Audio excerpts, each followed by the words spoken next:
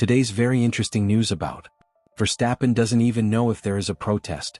Protest filed, but Verstappen is clueless. What's happening at Red Bull? And Max Verstappen writes off historic F1 track return. Far too dangerous.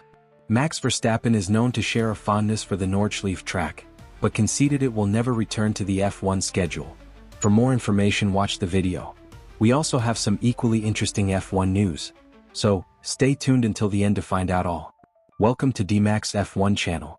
Don't forget to subscribe and press the bell to get the latest information. George Russell did not comment much about the Red Bull Racing protest regarding his victory at F1 GP Canada last weekend.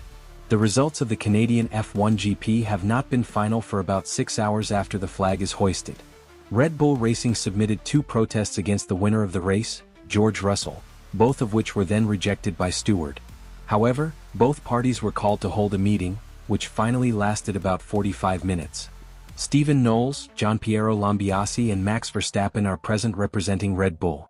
Russell was annoyed with the actions of his competitors and the loss of related time, stating that the Dutch racer did not know anything about the protest submitted. Max doesn't even know that there is a protest proposed, so I don't know what is happening or what they think. I am glad that nothing is given, Russell said in a conversation with Sky Sports.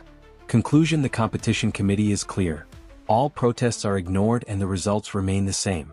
Therefore, Russell is very clear about all of these plays. It was just a waste of time for everyone. Shove and Ron, Andrew Shovlin and Ron Meadows edition. Both of them missed their flights last night.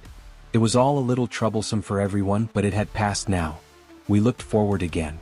Previously, the Mercedes F1 team boss, Toto Wolff, also made criticism of the Red Bull Racing action. He called it pissig and employee. However, the Red Bull team boss, Christian Horner, indicated that he continued to support the decision to apply for protests. Max Verstappen has conceded F1 will never return to the Nordschleife due to it being far too dangerous.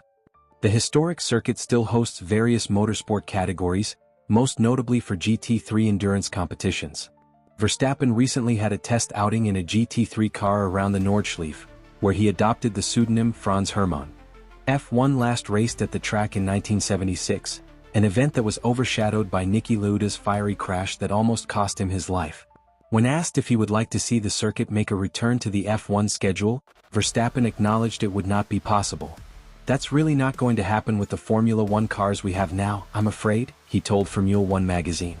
"With GT3 speed it is okay and still doable.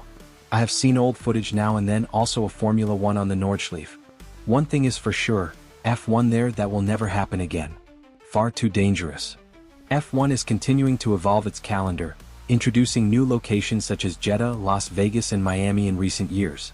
Verstappen has admitted he is not a fan of the current schedule, suggesting it would look much different if he were in charge.